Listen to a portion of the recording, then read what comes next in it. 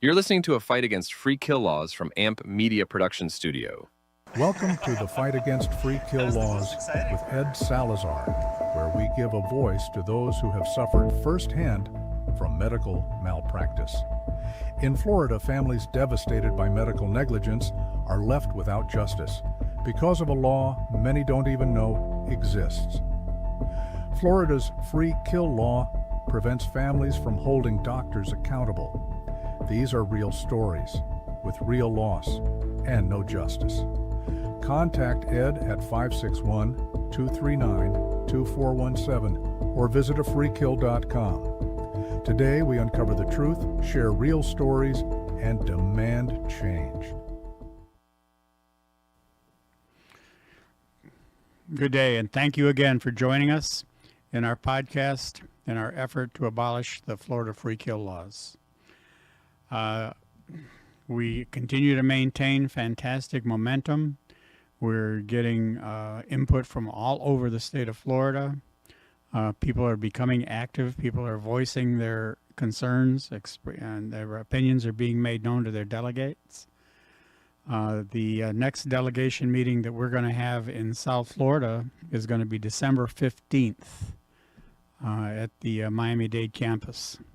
And I can have all that information and data for anyone listening who thinks that they might like to attend. You can reach out to me. Our guest today, Miss Veronica Morrison. She has a story. Excuse me. She has a story to tell. We're going to focus on the life of her sister, Master Sergeant Teresa Brown. Can we bring in Veronica, please? Hey, Veronica. Hi. So, Veronica, first of all, thank you for being willing to give us your testimony, to tell your story. It's much appreciated. Tell us a little bit about your sister, your relationship together. What was your childhood like? Okay. Well, we were raised by my mom, a single family home. Both of our dads, which were separate, left the home. My mother had a ninth grade education when she came here. She mostly did waitressing jobs, but she went back to school, got a GED, became an LPN, and moved us from Liberty City to where I live now. Teresa and I were very close when we were younger. She went to school year-round at Miami Beach and went to the University of Florida early. And from that point, she went straight into the Army, did 20 years, and came back and became a person that worked at the Miami VA. So she was a 20-year veteran. Yeah, that's Teresa. She was a 20-year veteran. She attained the rank of Master Sergeant. Yes. And then she worked civilian at the Miami VA.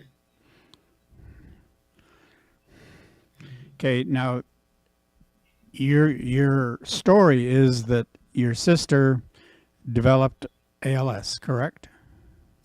She was 100% disabled, ALS, service-connected. Service-connected onset. Mm-hmm. Now, she was single. She had never married. She had no children.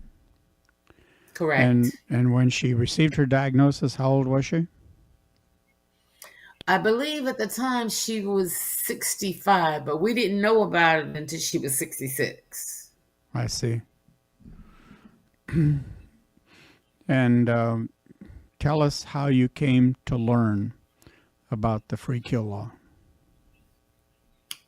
I learned about the free kill law when December 3rd, she died because they thought that she had a DNR. There was no DNR in the doctor's file, and there was no proxy for the person who was making medical decisions. I called a few lawyers. I'm sorry, Veronica. Why did she go to the hospital in the first place? Okay, she couldn't breathe. She was having difficulty breathing. It was very low. Her saturation was very low, and the paramedics had to take her to North Shore Medical Center, but she wanted to go to the VA. Right. And they told her that's understandable. They wouldn't take her to the VA. She wouldn't have made it. they told the paramedics told her she wouldn't have made it. I It was see. just that bad. She couldn't breathe. Okay, so she gets to the hospital, and what did they do for her? They accessed her. They talked to us about it, and she had a friend that was here. Delvine Meals came down from California, so we took shifts. I came back home, and I was supposed to go back that night. They moved her into a regular room instead of into ICU, and in the regular room, she something happened. I wasn't there, and then they put her to ICU. Okay. And by that time, she was non-responsive. So she coded, and No, she didn't go. It looked like either she was in a really deep sleep or she was in a coma. okay. By the time that, because they didn't tell me, it was so much going on. We're like 5 minutes away from North Shore, Hmm. but nobody came and got me. I found out about it because my goddaughter was called and she came and got me. And when I got there, I stayed until she died. Mhm. And so you're saying that they would not take any extraordinary measures because of a DNR, a do not resuscitate order? I know that the first time I heard of DNR when a doctor came in with two female workers, and she said she said that she now on DNR, and I exploded. They walked out. I spoke with the charge nurse. I told her, look, my sister's not on DNR. Put me on the file so I'll know what's going on. And he said that he couldn't put me on unless the proxy said so, and that was the person, Delvine. I went in and I told her to come out and tell these people who I am. They talked together away from me. And when I finally got the records, my name was nowhere in it. So I assumed she told them no.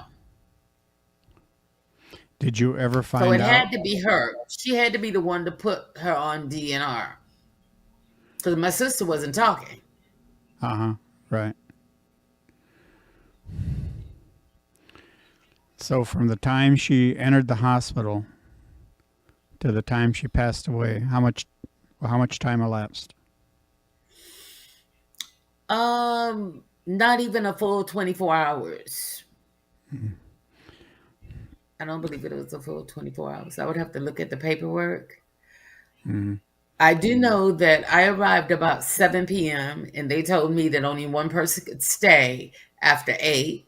And I told them that I was going to do for my sister what I did for my mother. And that means I'm going to stay until she passes. So they had to leave, and it was just my sister and I. Hmm. So is your And I'm a feeling Christian. So my purpose for being there was the rite of passage. Pray, get your heart right, yada. And that's mhm. what I did. And So she died, I believe it was about 11 something. So we had about 3.5 hours together. but you feel that more should have been done for her? Well, during the course of praying, God woke her up. She looked confused, like she didn't know what she was. And she kind of frowned a little bit. So I said, are you in pain? She shook her head, yes.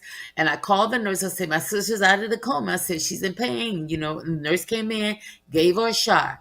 By the time the nurse got back to the desk, she went into cardiac arrest. And I'm telling them, come help do something.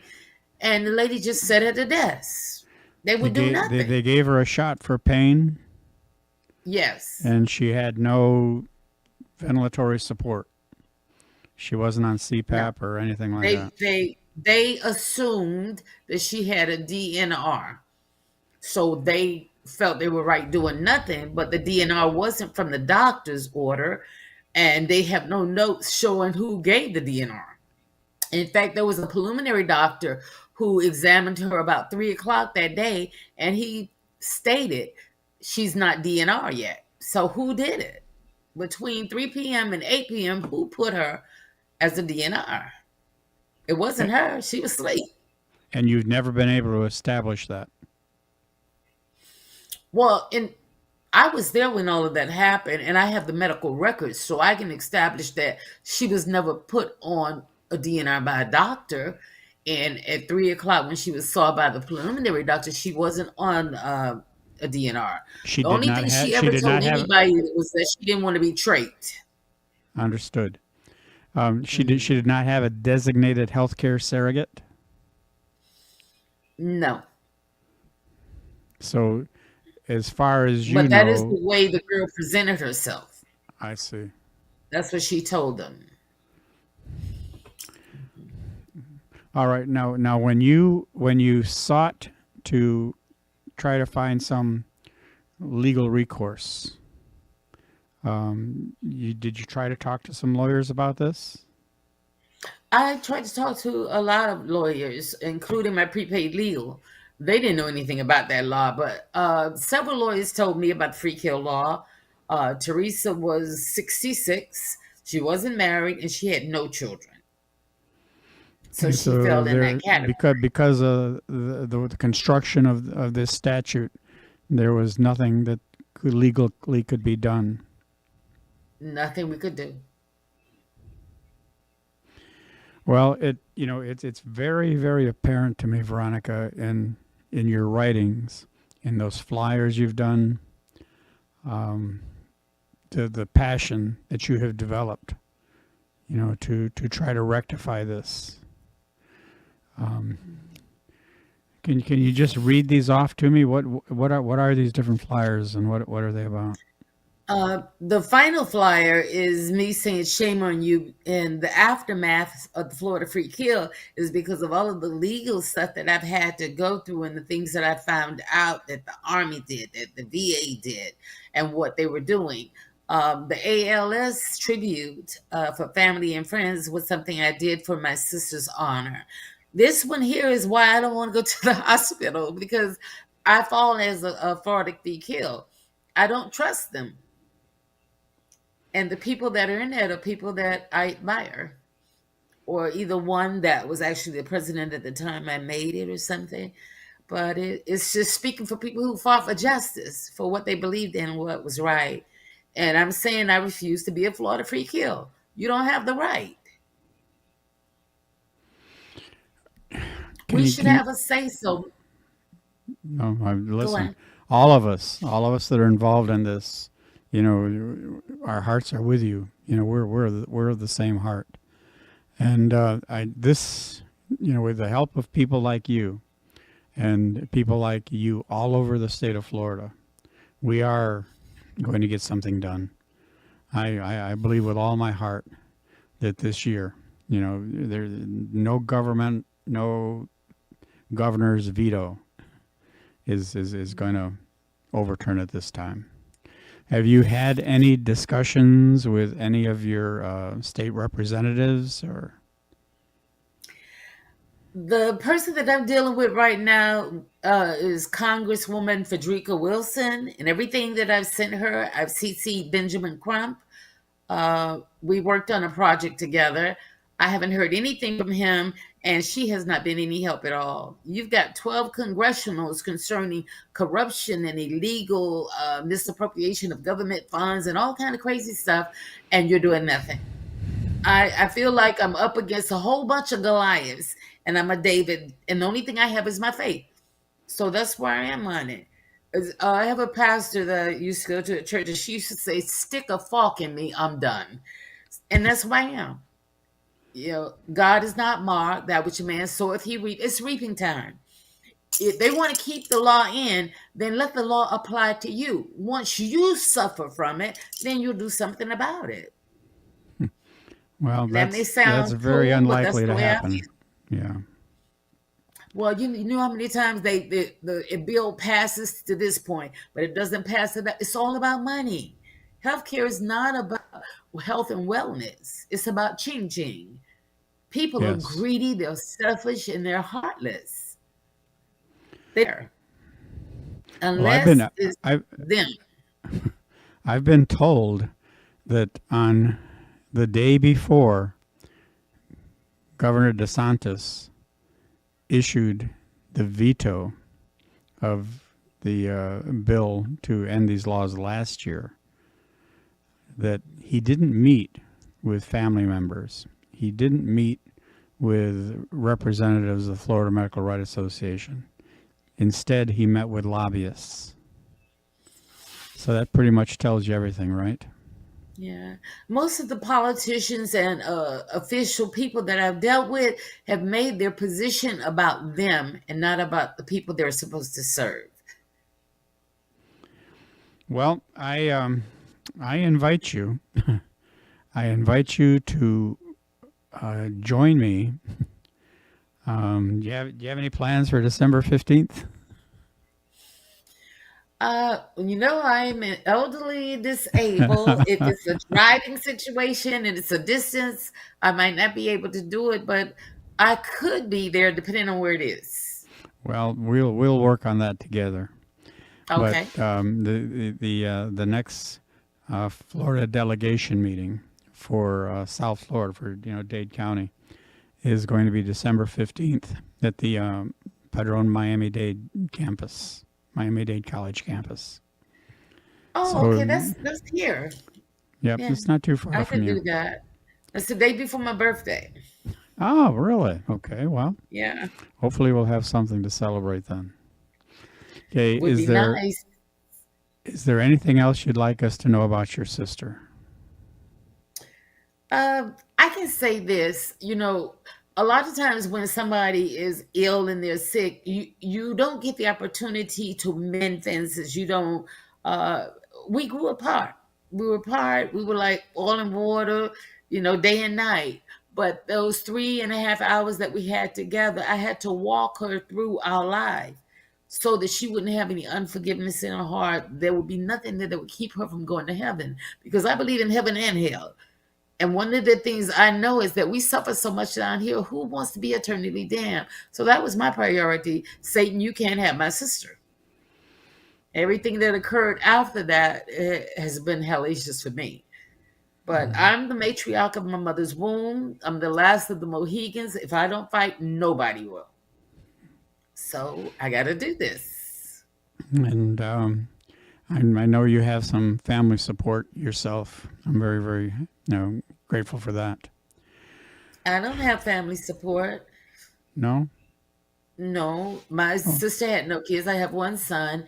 My brother had 7, and they went to court and took over everything, hired unethical lawyers. We deal with drugs. I've got about 20 cases between the 11th Judicial Court, the 3rd District Appeal, and I had one case that I filed with the Supreme Court. The law is there. This law they want to keep and hold it up. But the laws that are governing what they're doing, they pervert it. No matter what it is, they're doing what they want to do.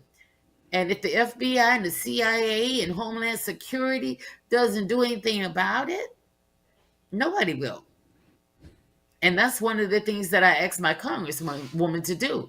You're supposed to refer these things out. She's doing nothing. Absolutely nothing. well, I'll tell you what. If you can copy me on any correspondence that you've sent out, then Oh, I you don't will. want that. I would send out a lot of stuff. Are you talking about the stuff that I Well, sent to her? things that you've sent to the representatives, the state Oh, representative. okay, yeah. You I can send do me that. that, and we'll double down on it. And I'm sure we can find some other people in our effort to join with us on that. I Is thank you for the opportunity. I wanted to get the word out, and this is the first time that I've ever been able to tell more than one or two persons at one time. So I appreciate your kindness, and thank you it's for what you're doing. And I'm sorry for your loss and that you're going through this as well. well, there are too many of us, Veronica. There are too many of us in Florida, and as I said before, I am totally confident that we are going to get something very, very positive done this year. And Is there ever a time that you all have scheduled for us all to get together well, here's your to chance to comfort and talk. Here's your console chance to one talk about another? that. Yeah, let's do that. That's we something we I want have to do. the lady Melody McDonald that started the Florida Medical Rights Association.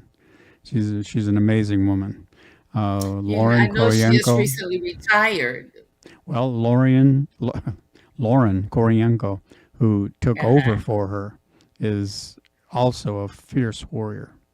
From what I've been able to gather, and the people that I've talked to all around the state of Florida, Tampa, Melbourne, Tallahassee, Jacksonville, here South Florida, all over the state, we have some very, very dedicated and committed people.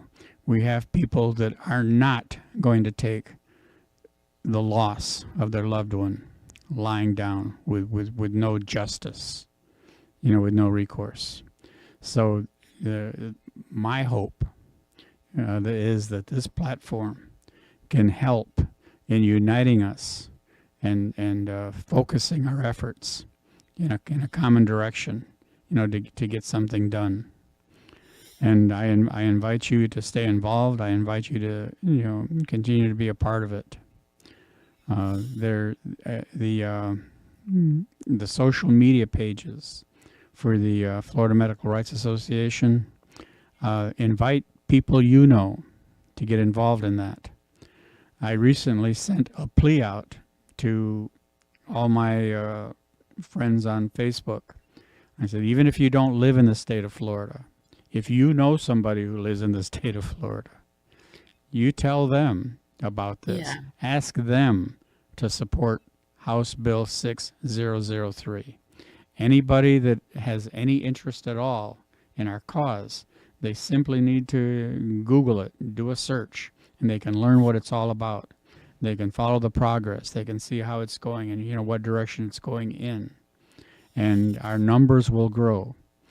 It's my personal feeling is that it's extremely difficult for us to fight the money, the lobbyists, the people who have an interest in this law staying on the books, the hospital associations, the medical associations. It's all about money. I think that we need to make the tourists aware of the fact that if you come to Florida, the Sunshine State, you could be eclipsed because this law don't just apply to us. It applies to everybody that comes here. Affect their money. Have you seen the billboard that Travis put up? Travis Barrett? Well, I'll be sure you see that. Okay. Is there, Jay, can you, there it is.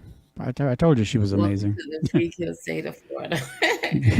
Well, this is a play on what Governor DeSantis always talks about. He represents the free state of Florida. Well, okay. Travis just went ahead and put the free kill state of Florida. And this billboard is up right now on I-95 on a southbound lane, just as you cross from Georgia into Florida. Wow. Now, how about if we can get enough people together, we can, pull some resources together so that we can start putting these billboards up all over the state. Do you think it'll make it a little more difficult for the elected officials to ignore this? I think that anything that we can do to get the word out that this law exists would be good. But I think the better thing is for them to be in our shoes. So I'm asking God to avenge me and my family from all of it. Because vengeance is his. And he's not mocked. What you sow, you're going to reap. So I want them to reap it. It's simple. That's the only thing to me that's going to change it. When you know how it feels. When you suffer the same thing. The loss. Why do we have to go through this? We're already bereaved. But then you got all of this ugly stuff that's pressing our hearts. And it doesn't let go. It's not like we can forget it. It's wrong. Torment. Some people lose their minds. Some people drink. Some people, it's just not right. No, you won't But get any anything that argument we from can me. do, we should do. You won't get any argument from me, Veronica. I get asked sometimes, where do you get the strength to continue this fight? Well, Where do you for get me it anyway, from? the strength it comes from anger. The grief was bad.